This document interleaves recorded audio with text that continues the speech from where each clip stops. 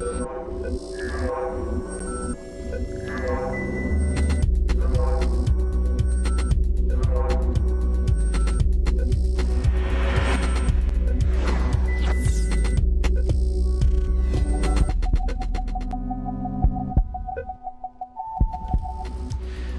les va? Muy buenas noches. Comenzamos un nuevo pulso político por la pantalla de Canal TVU este 8 de abril.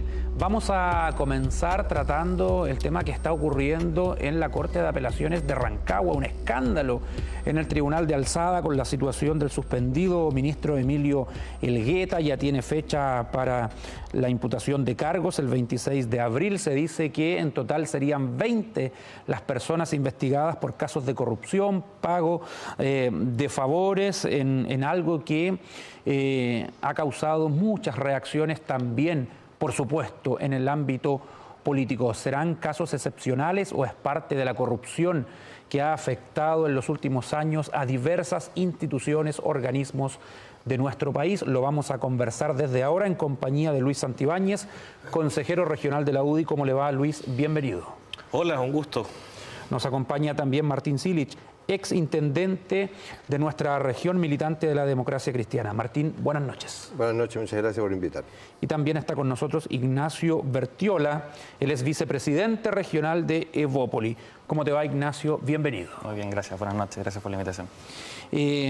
Bueno, comencemos. Don Martín Silich, ¿está alejado de la política activa usted por lo que conversábamos antes de empezar el programa, pero por su vasta experiencia? ¿Qué le parece lo que está sucediendo en Rancagua con este ministro y otras personas que pudiesen verse involucradas? También se habla de otros funcionarios o miembros de la Corte de Apelaciones de esa región en un escándalo de corrupción del cual todavía no sabemos todos los detalles. A ver, en primer lugar creo que si hubiese uno involucrado ya sería grave. Ahora, aquí hay 20 funcionarios. Hay varios abogados involucrados, incluso algún abogado que pertenece a una repartición pública de la región. Entonces, creo que es otro llamado de atención para lo que ha sucedido en el país, y conversábamos antes de iniciar el programa. Lo que ha pasado en el Ejército, lo que ha pasado en Carabineros, lo que ha pasado en tantas instituciones públicas y privadas, el tema de la colusión, no nos olvidemos de la colusión, ¿no es cierto?, de los pollos, la colusión del papel, hasta del papel higiénico, ¿verdad? Lo que está sucediendo hoy día con las farmacias, la colusión de la farmacia. Pero también hoy día la colusión real que existe con la farmacia. No puede ser que un fármaco cueste 10 veces más en Concepción que en París. El mismo fármaco. No estamos hablando de fármacos de calidades distintas. La misma marca. ¿Eso es corrupción o no? Entonces, el tema, yo creo que tenemos que poner atención a esto. No dejar pasar absolutamente el cuento. Aquí ha habido, por lo que aparece en la prensa, ¿verdad?, porque nos hemos informado por la prensa, ha habido pago de favores para nombramiento de funcionarios que son aquellos que después nos van a entregar un certificado. Los notarios. De que los notarios de lo que estamos haciendo es correcto. Esos notarios debieran de perder el trabajo ahora, ya deben de estar suspendidos. Siguiendo esa línea, usted habló de diversos casos de corrupción. ¿Son todos igual de graves o este es más grave? No, son todos igual de graves. Mire, yo he dicho siempre... Pero que esto se da en el Poder Judicial. Sí, no, por supuesto. Y cuando estamos... cuando hay corrupción para nombrar a funcionarios que deben cuidar para que no se produzcan los hechos de corrupción, eso es gravísimo. Es tremendamente grave. Pero también lo es, y digámoslo claramente, lo era cuando analizábamos el tema de la corrupción a nivel de Carabineros de Chile. ¿Eso no es grave? Es muy grave. Es muy grave. Y en el Ejército no es grave, totalmente, pero 100 veces más grave. Ahora, usted fue intendente, usted fue ministro. Esto siempre ha ocurrido y ahora se destapa porque los medios están un poco más rigurosos, son más masivos, o de verdad que hay una ola de corrupción A ver, yo creo que hoy día los medios de comunicación son mucho más profundos, son mucho más democráticos, por así decirlo. En su época a lo mejor no se atrevían tanto por yo creo cuestiones políticas, militares. Yo creo que se atrevían igual, se atrevían igual. Pero yo vuelvo a insistir, creo que por lo menos en mis 6 años de intendente, si usted revisa, la Contraloría jamás objetó ningún acto administrativo siquiera de la intendencia. Ninguno. Y eso significa que había gente más honesta probablemente. Y también, ¿no es cierto?, digámoslo, que cuando comienzan a relajarse los hábitos, las normas, las conductas, puede ser tremendamente peligroso para un país. Luis Santibáñez, ¿qué le parece lo que está pasando en los tribunales de Rancagua? Es delicado. Yo creo que tiene una data mayor al tema medial. Los medios evidentemente hoy día facilitan enormemente el acceso a la información. No son tantos los años que han pasado desde que Martín era intendente, pero en esa época no había Twitter, ni Facebook, ni estaba instalado también en Instagram, ni teníamos prensa especializada de portales que hoy día investigan profusamente lo que es la probidad de la transparencia pública. Entonces, bajo ese tenor, evidentemente hoy día el estándar de funcionario público, el estándar de autoridad, no digo que no hayan existido autoridades de alto estándar, sino que hoy día es mucho más visible encontrar detalles o asperezas cuando existen situaciones de cohecho, de corrupción o de tráfico de influencia. Recordemos que la legislación chilena en el marco del tráfico de influencia es bastante feble. Hemos tenido que aprender en función de los errores a disponer normas y principios de administración que permitan tener una ley de probidad, los principios de transparencia activa. En los tiempos que estaba Martín de intendente en la década de los 90 y a principios del 2000 no existían los principios de transparencia activa, que después fueron acuerdos en base a los hechos de corrupción en el gobierno de Lagos junto con la oposición en ese momento. Entonces, evidentemente, yo creo que hay un tema de fondo que he llamado atención a que hasta el momento los tribunales de justicia, por su estructura orgánica y funcionamiento, no habían sido sujetos a este develo público. Pero lo que ocurre con el caso del ministro Elgueta, el ministro Albornoz y Vázquez, claramente tiene tenores distintos. Ahora, dentro de la investigación que hace la Corte Suprema, ya designó un ministro, una ministra, la ministra Maggi, está a cargo de la investigación. Rosa María Maggi. Y en el caso de la Fiscalía sigue la causa penal en paralelo. Por lo tanto, entiendo que el ministro Elgueta, todavía ministro Elgueta, va a ser formalizado el día 27.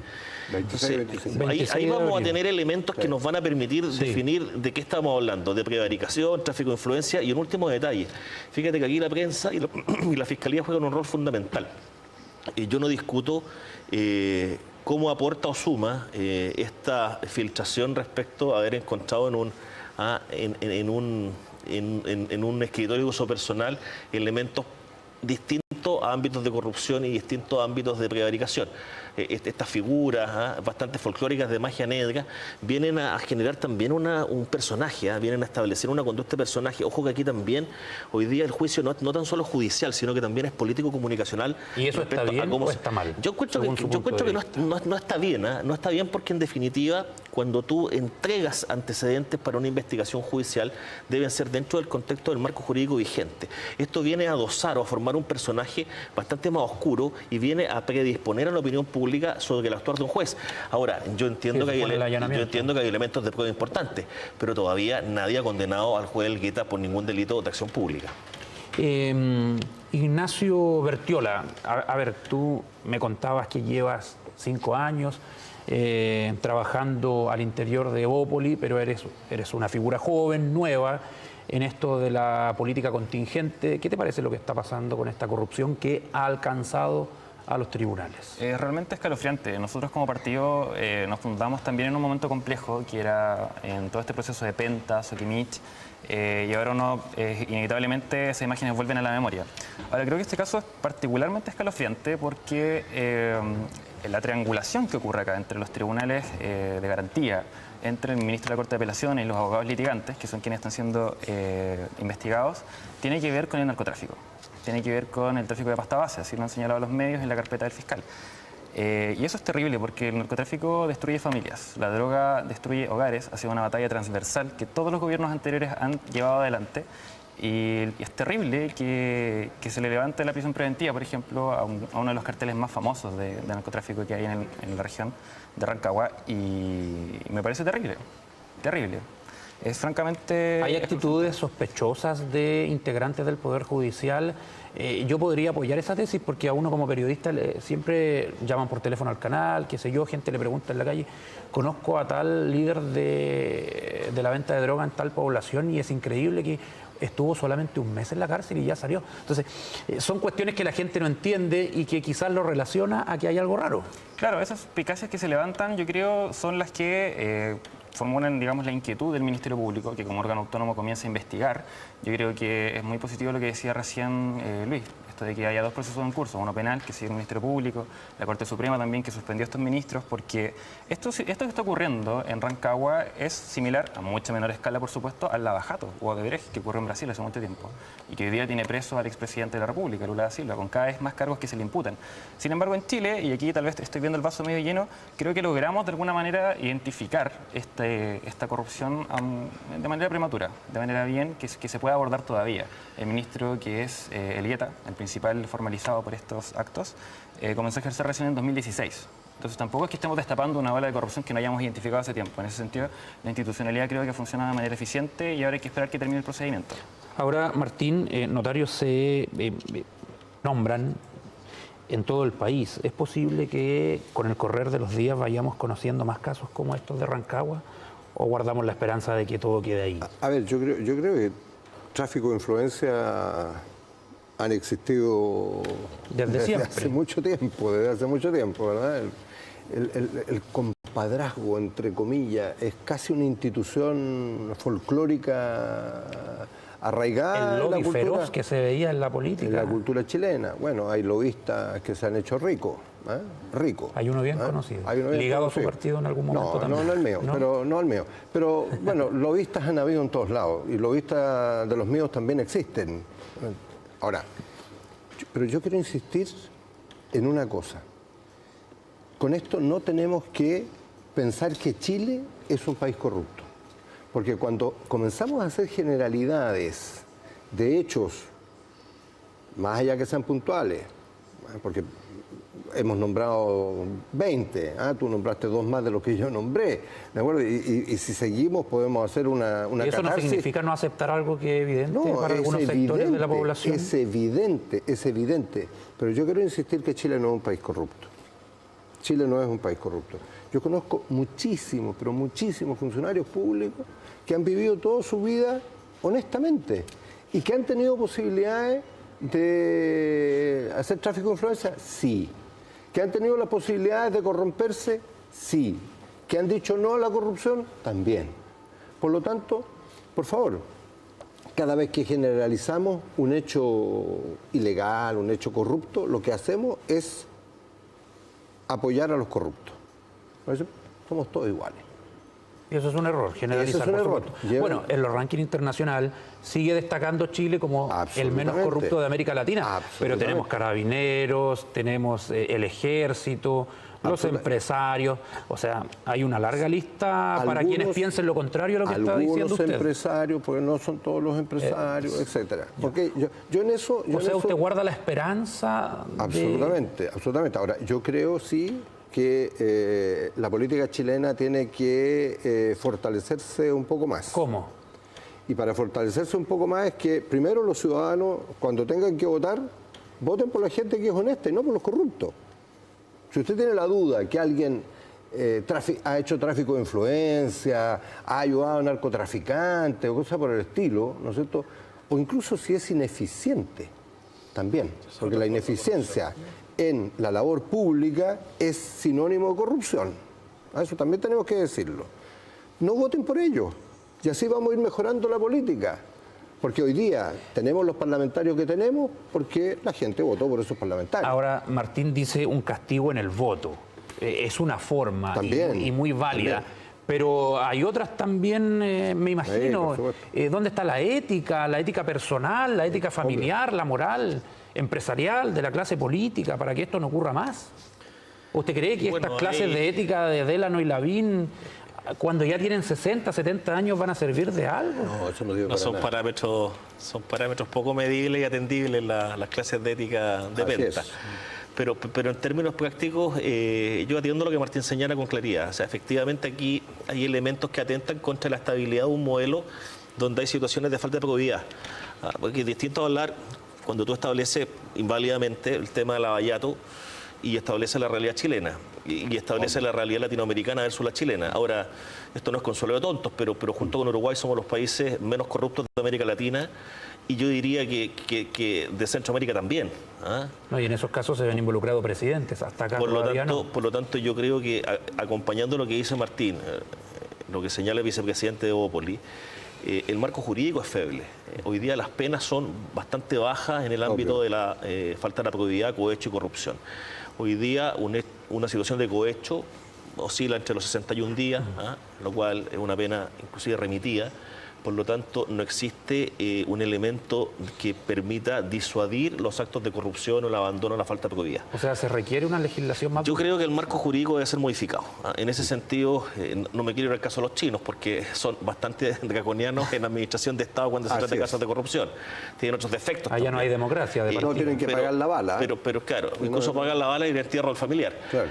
Pero en el caso chileno, yo creo que los uruguayos han avanzado bastante bien en esa senda, teniendo un modelo bastante menos masivo, son 4 millones de habitantes, pero evidentemente Chile tampoco escapa mucho de esa realidad, la latinoamericana.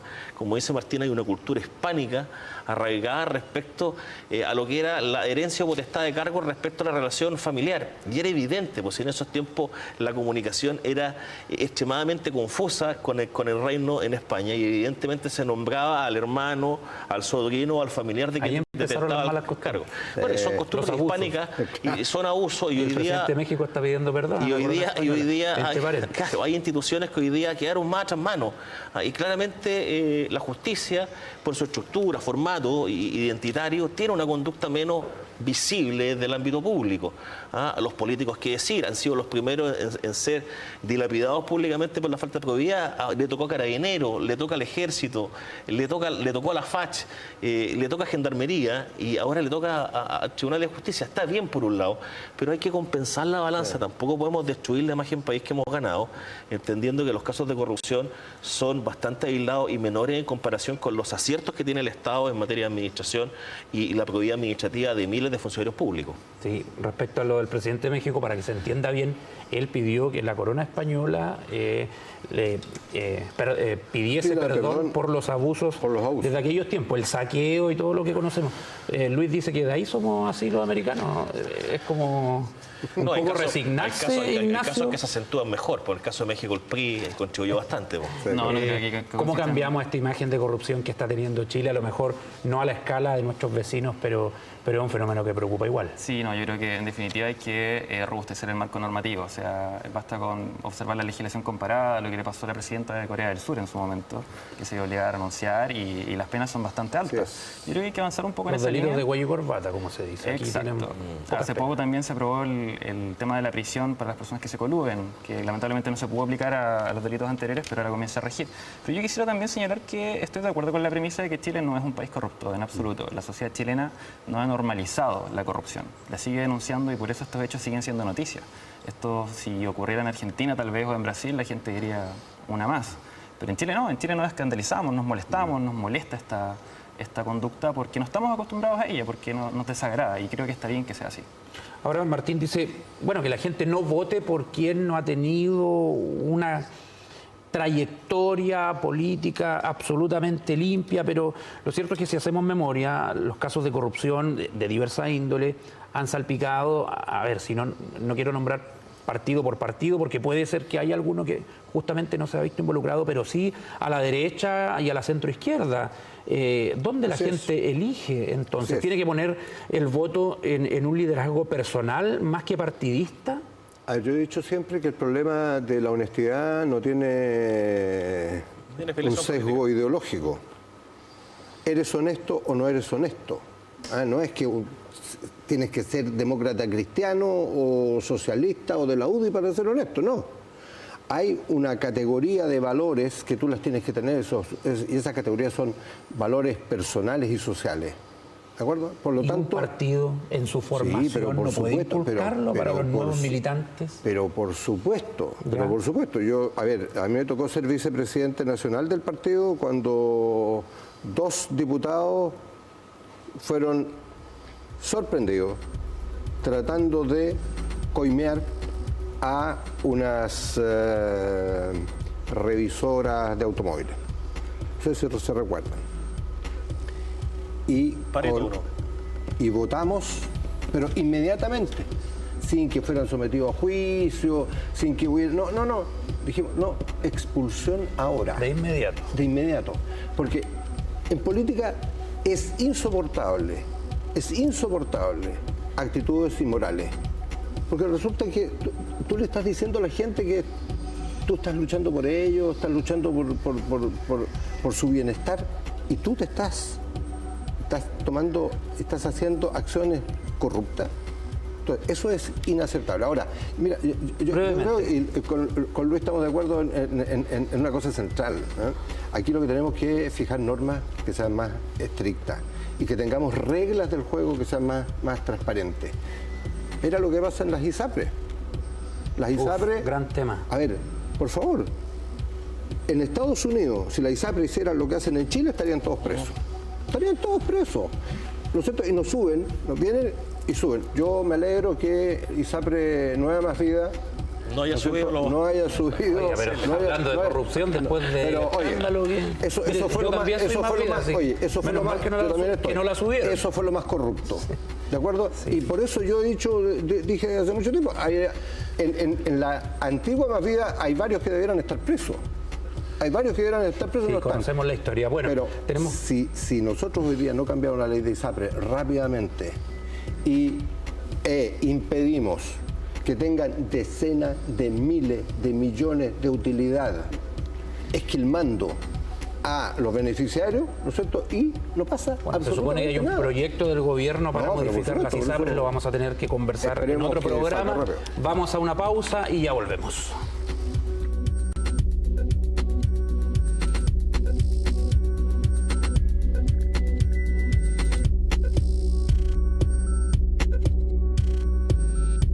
Y nos trae 4.000 millones. Somos una universidad soñada y construida desde concepción. Y pronto cumpliremos 100 años. Pero la obra iniciada con entusiasmo y audacia se prosiguió con constancia inquebrantable. Un siglo con espacios para todos. Algunos aprendieron a caminar, a andar en bicicleta, a estudiar. Y sí, también a casarse. Esta es la casa de mentes luminosas, artistas visionarios, rebeldes, científicos adelantados a su tiempo, ciudadanos de espíritu libre. ¿Por qué la gente de esta universidad no puede estar quieta? Vamos a recibir juntos el próximo siglo. Somos la generación centenario. A 10 minutos del centro, en el kilómetro 1.4, camino a Penco, se encuentran las canchas del fútbol profesional del Club Deportivo Universidad de Concepción, el cual posee un sistema de base elástica o shockpad que disminuye el riesgo de lesiones. Por ello, los profesionales las prefieren. Además, se cuenta con cafetería, amplios estacionamientos, camarines completamente equipados, fácil acceso, seguridad las 24 horas, excelente iluminación, primeros auxilios y un doble sistema de drenaje que permite jugar bajo la lluvia. Reserva tu cancha en www.cdcampaniludec.cl. Campo Deportivo Campaniludec, donde entrenan los profesionales y juegas tú.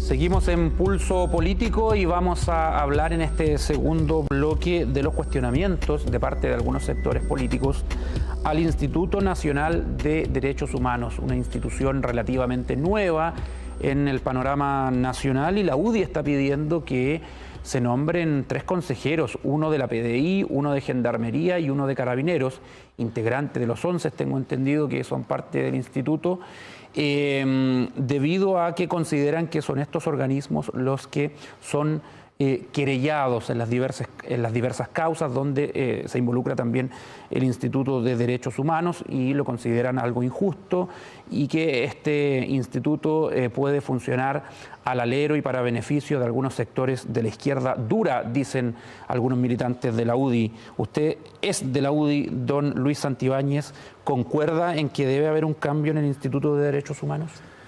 Bueno, si uno mira las imágenes que están en pantalla, claramente se dará cuenta que el rol que juegan algunos grupos violentistas, mira ese golpe que le dan al carabinero, constituye evidentemente un delito y una vulneración de derechos humanos fundamentales. Del policía en este caso. Pero por supuesto, si el policía también es persona, también es padre de familia, también tiene derechos humanos garantizados en la Carta Fundamental, por lo tanto, en rigor hoy día el Instituto de Derechos Humanos, el 95% de las causas o querellas son contra Carabineros, contra la PDI y contra Gendarmería. Pero no hay una protección, igualdad ante la ley, para más de 200.000 chilenos, más de 60.000 carabineros, 12.000 PDI y 120.000 efectivos de la Fuerza Armada, con el objeto de poder garantizar que el Estado también salvaguarde garantías fundamentales y básicas, tales como la tienen minorías, pues son minorías cuando uno ve las movilizaciones y las marchas, salvo marchas monumentales como fue el 8M o en definitiva el No AFP en su momento, otras marchas que establecen consignas bien particulares son minorías. Entonces, ¿por qué el Instituto de Derechos Humanos tiene que atender una visión minoritaria por sobre la general, donde también las Fuerzas Armadas son un ente partícipe? Hay que sacarse el complejo de las Fuerzas Armadas como el legado del gobierno militar. Ya ha pasado bastante tiempo. De hecho, los nuevos oficiales y funcionarios de Carabineros, muchos de ellos ni siquiera tenían mayoría de edad o no nacían al momento de las difíciles situaciones vividas durante el gobierno militar y tampoco durante el gobierno del expresidente Allende. Por lo tanto, me parece que ese complejo lo tienen más personas que están ligadas al instituto, que llevan larga data y que tienen un conocido pasado político ligado, digamos, a movimientos de izquierda que no conciben a la autoridad policial o militar o naval o de aviación como pares dentro de la sociedad civil. Entonces, a eso se refiere. Ahora en el instituto dicen que, bueno, son instituciones del Estado y que el instituto vela por el respeto a los derechos humanos cuando es violentado por instituciones del Estado, como serían acá las policías y gendarmerías. Bueno, y con eso responden a que no se podría hacer lo que piden. Pero mira, si tienen todas las facultades en una modificación legal, por eso la UDI plantea ampliar el marco jurídico, o sea, y legislar. La legislación tiene que estar dada principalmente en un acuerdo simple, si ni siquiera es de quórum calificado hasta esta modificación. Por lo tanto, concurre gran parte del entendimiento colectivo en señalar que igualdad de condiciones. No se trata de generar un departamento distinto o específico. Yo ahí discrepo un poco del proyecto original. Y usted dice que todos los chilenos somos iguales. Absolutamente. Y las instituciones también. Pero por supuesto, y Carabineros también. Pero las Fuerzas Armadas tienen un sistema previsional distinto. Pero es que si vamos que no tienen todos los chilenos. Si vamos a discutir sobre ese tema, es que no son iguales entonces. Pero es que lo que pasa es que ante la ley deben ser iguales. Si el carabinero también es persona y tiene derecho a ser protegido, tiene familia. En Chile, durante el último año, han fallecido 8 carabineros y más de 3.500 carabineros han sido heridos. Dígame usted, ¿qué institución protege hoy día a estas personas o garantiza que sean perseguidos los delitos cuando el carabinero muchas veces es dado de baja por la institución y no tiene ninguna protección civil ni tampoco ninguna protección del Estado respecto a cómo enfrentar la situación penal que enfrenta? Ignacio, ¿cómo ves tú el problema? Bueno, la ley que crea el Instituto Nacional de Derechos Humanos le encomienda la labor de proteger y resguardar los derechos humanos de todas las personas civiles o militares, empleados o trabajadores. No hace distinción. La ley que lo crea no hace distinción y por lo tanto creo que es importante dar señales, porque si bien el instituto es un órgano autónomo, eminentemente técnico, también es político. Por lo tanto, los actos que realiza tienen repercusiones políticas. Y yo creo que aquí tal vez el instituto está un poco al debe en realizar gestos que demuestren que realmente se preocupa por los derechos humanos de todos y de todas. ¿Al debe o está politizado? Yo creo que está al debe. A mí me gusta creer que en Chile las instituciones funcionan. Me agrada la composición que tiene, digamos, la forma de componerse. Más allá ¿Tú no crees que esté en manos de la izquierda dura, como dicen en la UDI? Yo creo que si es que lo está, se puede modificar. El instituto nombra a sus consejeros de diversas maneras. El mismo presidente de la República puede nombrar a 2, las facultades de Derecho también tienen injerencia, la Cámara, el Senado, etcétera.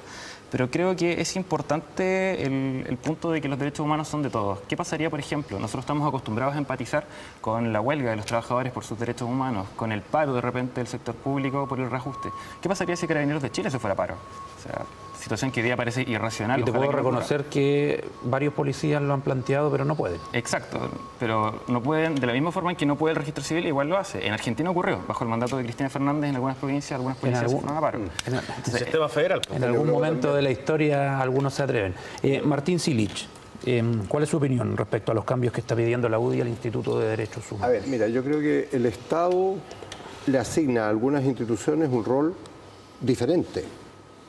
A la Fuerza Armada le entrega el poder de las armas para que defienda al país. Y yo creo que nadie se atrevería hoy día a decir, nosotros queremos que la Fuerza Armada dentro, nosotros haya un comité, que haya 14 representantes del poder civil. A nadie. Porque el Estado le entregó a ellos las armas para que nos defendieran. El Estado le entrega a civiles la defensa de los derechos humanos. Y de los derechos humanos, como decías tú recién, para todos. Si este no es el derecho humano de los de izquierda o los de derecha. Hemos visto que las dictaduras, sean de derecha o sean de izquierda, son todas iguales y violan los derechos humanos.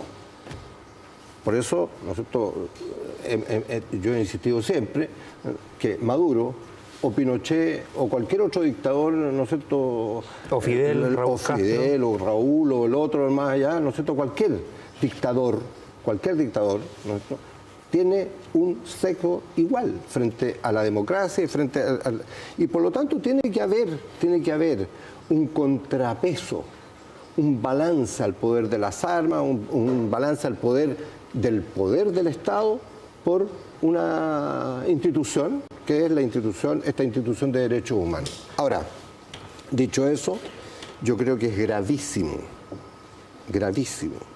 que esa institución tenga un sesgo político. Porque es realmente no apegarse a lo que esencialmente debe ser la institución. ¿Pero lo tiene ese sesgo o lo puede llegar a tener con lo que pide la UDI? Mira, a ver, yo creo que lo tuvo. Yo creo que lo tuvo, y lo tuvo por una razón obvia, por una razón histórica. Las consecuencias del golpe de Estado. Obvio.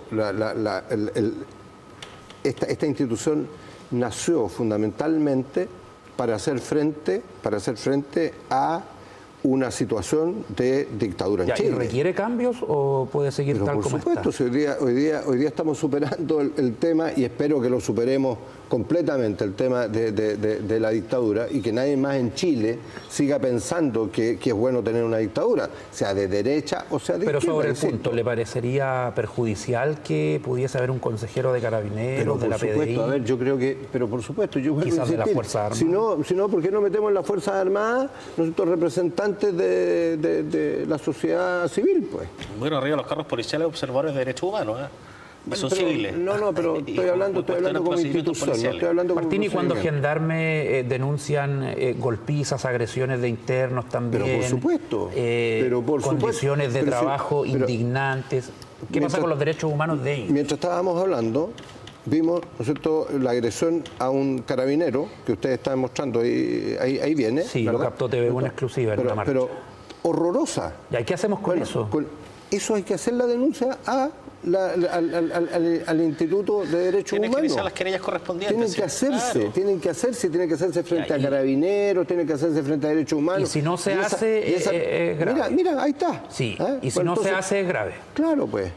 Pero por supuesto, entonces... Mira, ahí está el golpe. Pero por supuesto, mira, es que las instituciones tienen que funcionar transparentemente y tienen que funcionar para lo que fueron creadas. Luis Santibáñez, ¿usted cree en esto que dicen en su partido, también en RN, no todos, de que los derechos humanos han sido capturados en Chile por la izquierda y solamente están en ese lado? Yo creo que hay una doble fase en la interpretación. Evidentemente hoy día, por los temas que señala Martín, para algunos gobiernos militares, por otros dictaduras, evidentemente hubo un régimen que estuvo al margen de la democracia tradicionalmente entendida.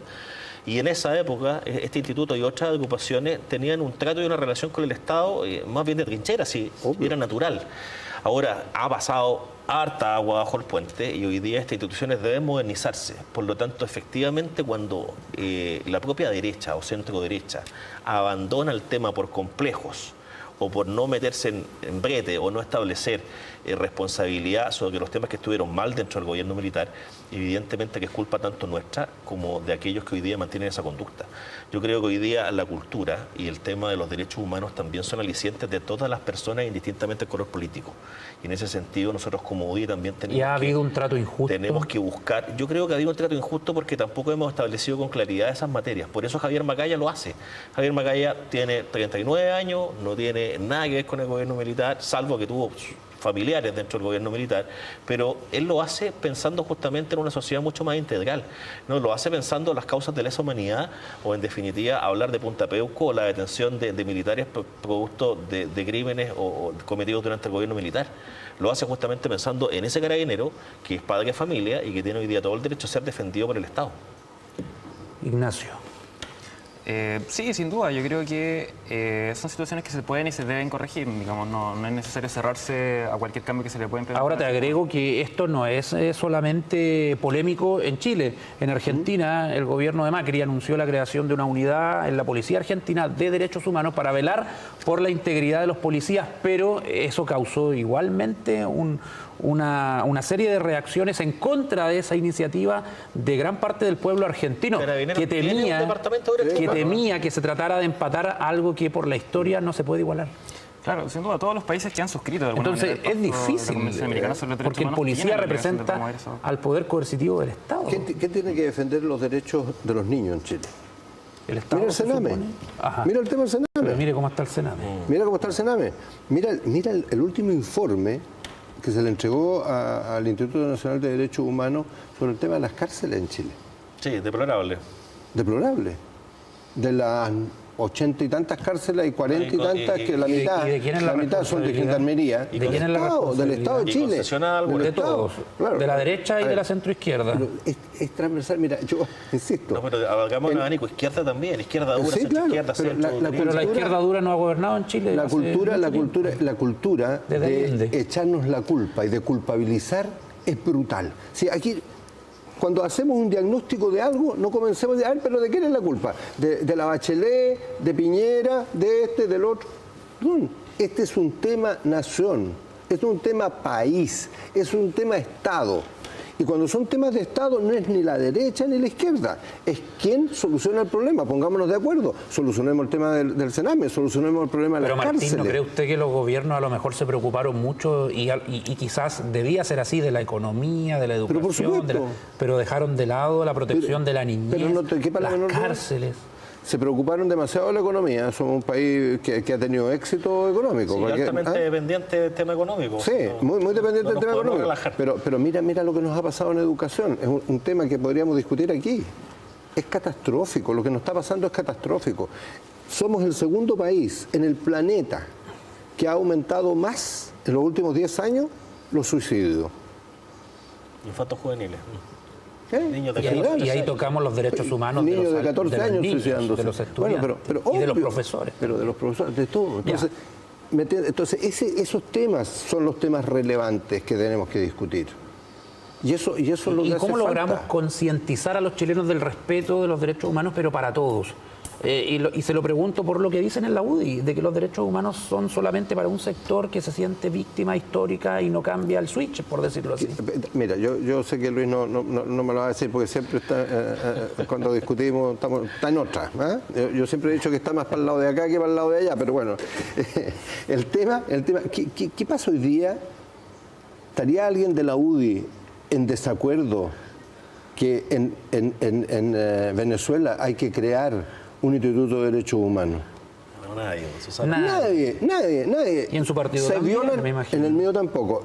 Hay algunos de izquierda que piensan, ¿no es cierto?, que podrían ir a ser ¿cómo se llama?, soldados de Maduro. Yo no. Yo insisto. ¿El senador Navarro dice usted? Mira, no, ¿para qué? No culpabilicemos. Le preguntaron en la calle hace unos días atrás, no estábamos con... No quería, parece que no quería ir ahora. No quería ir. Ya el Frente Amplio que también tiene una visión ahí un poquito más suave respecto a eso. Pero te das cuenta, el tema de nuevo, la marca de los tanques es distinta. pero los tanques producen el mismo daño, sean hechos en la derecha o sean hechos en la izquierda. O en Estados Unidos. ¿Ok? Es el tema. Entonces, a eso tenemos que llegar. Y a esas son las conclusiones que deberíamos llegar. Ahora, ¿dialogamos poco en este país? Sí, dialogamos poco. Se pelea mucho, parece. Se pelea mucho, ¿por qué? Porque tratan de comerse la torta. Y la repartición del poder es lo peor que hay. Hay un tema, si me permite. Lo que pasa es que hoy día todavía tenemos conducta de duopolio. Centramos la agenda política en contestar a nuestro Por la ideología pesa más que el sentido común, el criterio. No pensamos mucho respecto a la solución práctica, sino más bien de qué forma argumento para contrarrestar la visión que tiene el conglomerado que está frente a la derecha. Entonces, bajo esa lógica, en temas de derechos humanos, si no nos sacamos del complejo este overall, exclusivamente la izquierda, porque aquí no se trata, fíjate, de proteger a carabineros, ni de encubrir carabineros, ni PDI, ni gendarmería. Se trata de dar garantías, porque para eso están los tribunales de justicia, la fiscalía. ¿Y eso se puede con el diputado Urrutia, que se burla de los exonerados? Lo que pasa es que Urrutia tiene una conducta... Con Camila Flores, que aplaude a Pinochet. Donde está el personaje. O sea, hay personajes que buscan efecto medial dentro del escenario con ese nicho y esa conducta. Siempre va a haber extremos. Yo soy de derecha, Martín, pero no soy de una extrema derecha y me gusta conversar... Y no se ancla en el pasado. Con casi toda la nueva mayoría, salvo el Frente Amplio, el Partido Comunista, que se pone en medio durarnos. Ignacio, ¿cómo ven... Perdón, pero hay escenario para todo. ¿Cómo ven esto de, bueno, prácticamente la ideología y nuestro pasado reciente sigue marcando pauta en nuestras discusiones políticas y quizás no debiera ser así? Sin duda, yo creo que aquí lo que hay que hacer es terminar de entender este concepto de derechos humanos. Perdón, ¿y tú crees que los jóvenes tienen esa puerta? Pero por supuesto. ¿O tú lo que ves es que también están influenciados por la vieja ideología? Yo creo que hay un poco de todo, pero en la mayoría yo creo que veo al joven dispuesto, mirando más hacia el futuro que al pasado. Pero la verdad es que me cuesta ver, tal vez más en el Parlamento, la gente que participa activamente en la política, en la primera línea, y que son jóvenes, puede ser que haya alguno que otro que está más ligado al pasado. Pero yo creo que las nuevas generaciones, las que tal vez no les interesa involucrarse tanto en política, pero sí tienen una opinión y que es importante porque la manifiestan en la urna, yo creo que es más hacia el futuro que al pasado. Y creo que pasa también por entender qué es lo que estamos hablando cuando decimos derechos humanos, que es básicamente la forma en la que cada uno espera que instintivamente se le trate. Es algo tan sencillo como eso. Si logramos explicar eso desde la infancia, a medida que el ser humano se va desarrollando, creo que no debería tener problemas después cuando se relacione en la adultez, si todos logramos entender de qué se trata básicamente y que aplica a todos por igual. Sí, también a los migrantes. Ojo, que hay el tema migratorio aquí tampoco se ha abordado. No se trata de tan solo las Fuerzas Armadas, se trata de la nueva realidad nacional y de qué manera integramos también a esta importante masa en el debate. Y además estamos viviendo una época totalmente distinta. Sí, muchos políticos todavía no se dan cuenta que aquí hubo un cambio de folio. Que terminó la Guerra Fría. De cambio de folio real en todo, en todo. La época de la racionalidad se acabó. Por favor, hoy día ¿qué es lo que prima para tener éxito? La intuición. Es la intuición. Los jóvenes hoy día, ¿por qué los jóvenes no ingresan a los partidos políticos? Que les comienzan a explicar, ¿no es cierto?, que Maritain, que Munier, que Tellar, que el otro, que... No, si lo que quieren es intuir qué es lo que viene para adelante, porque están en una sociedad en que no existe nada seguro. Es la sociedad de la incertidumbre y es la sociedad de la intuición. Y mientras los políticos no se den cuenta de eso, vamos a seguir bajando, y vamos a seguir bajando, porque nos están despertando las emociones que necesitan los jóvenes. Ese cambio de folio tienen que tenerlo los partidos también, sí, ¿usted reconoce? Pero obvio, pero si los jóvenes... A ver, ¿cómo se aprende realmente? Por emociones. Por emociones. La neurociencia hoy día ha ya no se aprende por la historia y la letra dura, sino que por las emociones. Pero por las emociones. Si tú no te emocionas, no aprendes. Eso está claro, está demostrado. Abran cualquier libro de neurociencia de esta última década, no sé, se van a encontrar con eso. Bueno, perfecto. ¿Y cuáles son las emociones que le entregan? ¿Por qué la Marcha de la Patria Joven emocionó? Sí, claro, porque había todo un contexto detrás. Hoy día, ¿qué es lo que hay? ¿Qué contexto tienen los políticos? ¿Los llaman a qué? ¿A construir qué? Son como viudos de la vieja política también. No, es que la inmediatez son más que viudos. Hay un relato tampoco bastante elemental hoy día. Bueno, los partidos tienen que adaptarse a las personas, no al revés, al parecer. Exacto.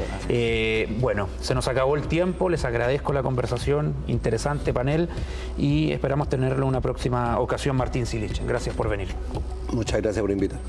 Don Luis Santibáñez, que le vaya bien. A ustedes también, buenas noches. Ignacio Bertiola, gracias por venir a Pulso Político. Hasta la próxima. Gracias a ustedes por la invitación. Hasta la próxima. Siga en compañía de TVU. Muy buenas noches.